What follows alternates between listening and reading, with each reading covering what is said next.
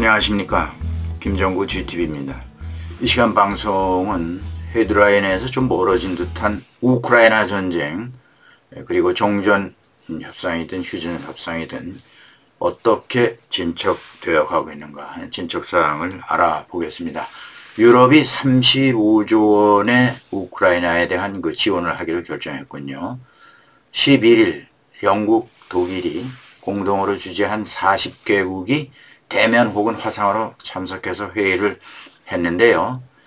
11일입니다. 우크라이나에 총 210억 유로, 약 35조 원 규모의 엄청난 규모죠. 추가 군사 지원을 약속했습니다. 벨기에 브뤼셀 나토 본부에서 열렸는데요. 우크라이나 방위 연락그룹이라고 하는 게 있습니다. UDCG 여러 번 말씀드렸습니다만 한 50여 개국이 여기에 참여하는데요. 이 회의가 열렸는데 끝난 뒤에 파격적으로 영국 총리가 기자회견을 하는 데서 밝혔습니다. 그런데 젤렌스키 대통령은 당장 급한 것은 방공무기다. 패트리어트 10대 정도가 더 필요하다. 그러면서 우리는 구매할 준비도 되어 있다. 트럼프 대통령과 논의를 해보겠다. 네, 러시아의 미사일 공격이 쉬지 않고 계속되는 가운데 우크라이나로서는 방공 미사일, 대공 미사일이 아주 필요한 무기라고 볼 수가 있습니다. 돈이야 언제 어떤 방식으로든 지원하겠지만 결국은 무기를 살 텐데 전쟁에서는 시간을 다투게 되어 있으니 당장 급한 것이 뭔지 우크라이나로서는 요격 미사일 패트리어트, 이것이 우리에게는 아주 절실하게 필요하다. 이런 말을 했습니다.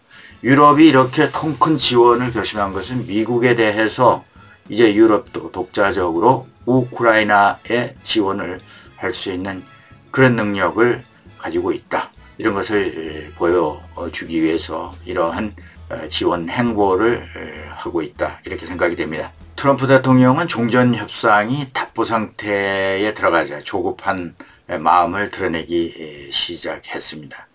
여러 매체가 이런 사실을 보도했는데요. 4월 19일 루비오 미국 국무장관은 조만간에 돌파구가 마련되지 않을 경우에 협상 중재의 시도를 우리가 중단할 것이다. 이런 경고를 했습니다. 노골적으로 그런 말을 했습니다. 그리고 파리 회담 부연설에서 그는 크렘린궁이 협상에 응하지 않을 경우 다른 우선순위가 있다. 이런 말도 했습니다.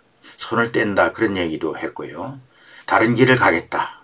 네, 뭔지는 모르지만 조합한 평화협상이 시작한 이후에 제대로 진행이 되지 못하고 좌초되는 게 아니냐 하는 그런 평가가 나오고 있습니다. 점차 트럼프 대통령의 대선을 겨냥한 카드의 하나가 바로 이 우크라이나 종전 아니냐. 24시간 안에 우크라이나전 종전.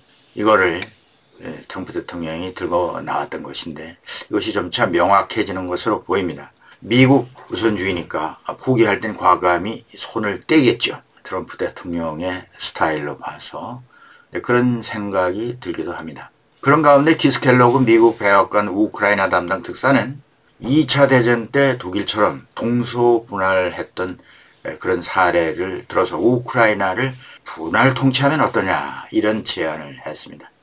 드니프로 강을 중심으로 서쪽, 동쪽 이렇게 나눠서 서쪽은 영국, 프랑스가, 동쪽은 러시아군이 주둔하자 이런 취지죠.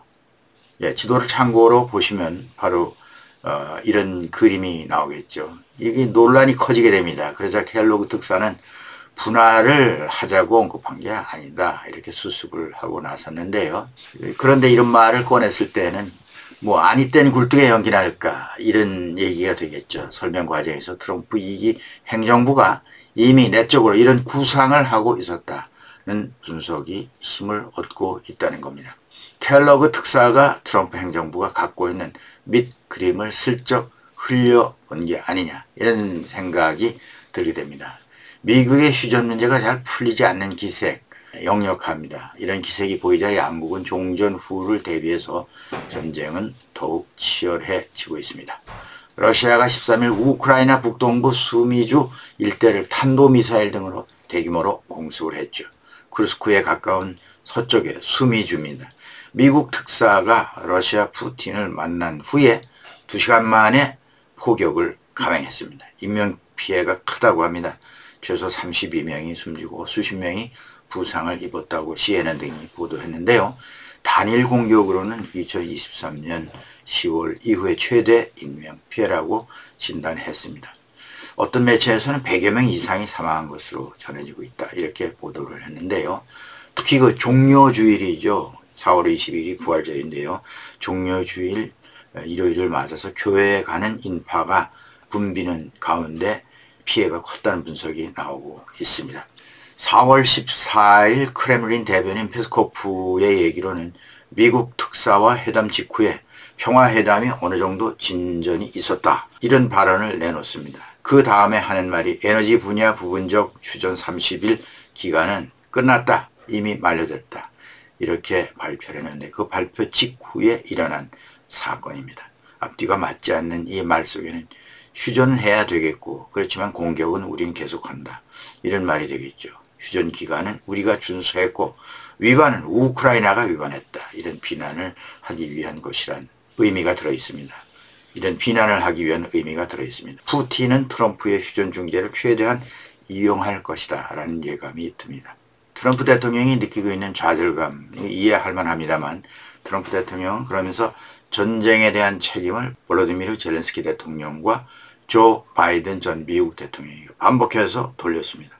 러시아의 침공을 바이든의 전쟁이다, 이렇게 부르면서 러시아의 선전 얘기를 앵무새처럼 되뇌었습니다. 전쟁을 침공자인 러시아 푸틴에게 돌려야지 젤렌스키와 바이든 대통령에게 돌린다고 하는 것은 이해가 되질 않는 거죠. 그런다고 푸틴이 트럼프 대통령의 타협안을 고분고분 동의하겠습니까마는 푸틴은 최대한 트럼프의 비위를 건드리지 않으면서 뒤로는 트럼프를 괴롭히면서 우크라이나 전선을 공격할 것으로 보입니다. 물론 트럼프 대통령으로서는 손상된 러시아와의 관계 정상화, 이것이 이제 목적이죠. 이것을 염두에 두고 하는 얘기라고 하지만 평화협상은 그렇게 간단히 될 것 같지는 않습니다. 모스크바는 우크라이나의 방위 능력을 약화시키는 조건, 서방의 군사 지원을 전면 중단하는 조건, 점령지를 인정하는 조건 등등 조건, 휴전 조건을 제안했는데요. 우크라이나는 자국 영토가 러시아 것이 된다는데 가만히 있겠습니까? 휴전 참 어려운 상황에 직면해 있다, 이렇게 볼 수 있습니다. 네, 오늘은 여기까지입니다. 김정구 GTV였습니다.